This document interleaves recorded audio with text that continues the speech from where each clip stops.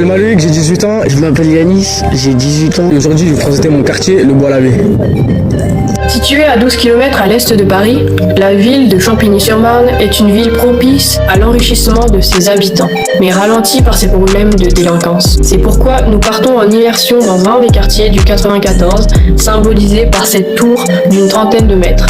C'est bien le Bois-l'Abbé. Le quartier a été construit dans les années 1960 pour répondre à la demande croissante de logements à cette époque.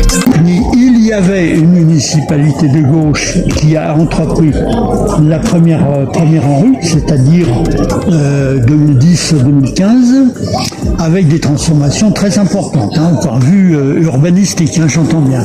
Disons que le quartier a changé de figure, des choses ont été défaites pour être refaites. Du coup, je trouve juste que le visage de la ville s'est un peu rétréci, on va dire un petit peu moins lumineux qu'avant, parce qu'on est tous entassés les uns sur les autres. Une architecture intéressante et variée, allant de bâtiments modernes, reflétant l'évolution historique du quartier, ainsi que son caractère multiculturel. Voilà, c'est un quartier qui a été amélioré au fil des années. Par ça, la mixité, elle est présente au sein du quartier, comme dans toutes les villes maintenant aujourd'hui. On peut trouver des Africains, comme des Portugais, comme des Asiatiques, comme des Européens, il y a vraiment de tout.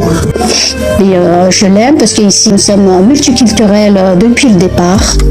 Et tout le monde s'entend avec tout le monde. Cette diversité se reflète également dans les commerces et restaurants du quartier. On arrive au centre du quartier, donc comme vous pouvez le voir, il y a beaucoup de monde, avec pas mal de boutiques. Le marché, c'est tous les samedis, les mercredis, de 6h jusqu'à environ 14h. Il y a pas mal de choses, comme vous pouvez le voir, il y a de la nourriture, il y a tout ce qui est cosmétique. Après ici, c'est un quartier qui ressemble un peu à une ville. Le Bois-l'Abbé est également un quartier où les jeunes peuvent bénéficier d'une vie sociale et culturelle riche. Ouais, il y a le bridge. En gros, c'est les grands du quartier. Ça fait partie de la mairie. On traîne, on fait des activités, tout ça. Comme un centre de loisirs, mais pour les plus grands. Par exemple, quand les enfants ils ont fini d'aller à l'école, ils ont envie de travailler, ils peuvent venir ici. Il y a des personnes qui les aident à faire leurs devoirs, peu importe le niveau. Ça va jusqu'au collège, je crois, jusqu'en 3e. Donc voilà, c'est ouvert à tout le monde. Être jeune dans un quartier peut être difficile, en plus des stéréotypes et préjugés qui sont toujours présents en raison du lieu de résidence. Devant le commissariat, ici il y a eu un fait divers, je me rappelle 2020, 2019 ou 2021. Donc il a été attaqué par les jeunes par des feux d'artifice, des mortiers, précisément à cause d'une bavure policière qu'il y a eu dans une rue un peu plus loin. Les tentations d'aller vers la délinquance sont présentes. Les futures générations, et même la génération dans laquelle je suis, je pense que ça a quand même une influence un peu néfaste. Ça dépend des jeunes, il y en a qui sont très influents et du coup ça peut vite tourner, on va dire. Déjà t'as pas trop d'argent, si je peux dire. Il y a des trucs en bas de chez soi qui peuvent te faire de l'argent. Beaucoup de gens qui sont comme ça, qui veulent faire leur argent en bas de chez eux.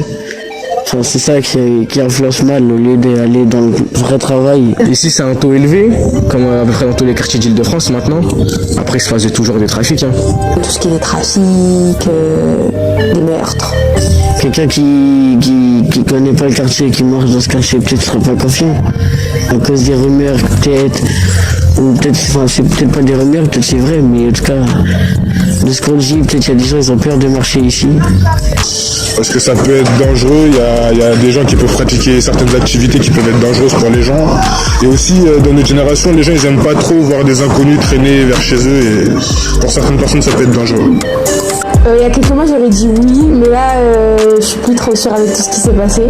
Il y a eu un jeune qui est mort en bas des Mordacs. Il s'est fait tuer en pleine journée. Tout le monde a déjà vu, mais tout le monde ferme les yeux sur ça. Moi je sais pas tout ça, moi je sais rien du tout. Les habitants sont malgré tout attachés à leur quartier. Je suis arrivée ici à 9 ans et demi et j'ai tout fait dans ce quartier. J'ai fait école, j'ai fait lycée, j'ai tout fait. Je suis repartie du quartier pour revenir ici 10 ans après et je l'aime toujours autant. Au quartier, on a pas mal de célébrités.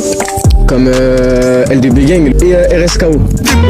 Je vais Abidjan, je suis en jet lag avec Ersco pété, on repart de la primaire. Dans la caisse, on est chercheur dans la caisse. S'il y a pas mon équipe et moi, on descend dans ta tête. En fin de compte, le quartier doit être vu comme un espace de vie communautaire où chacun peut se sentir inclus et soutenu. Quand je sors le paquet, je fais fuir tout le voisin, juste en dégâts dans le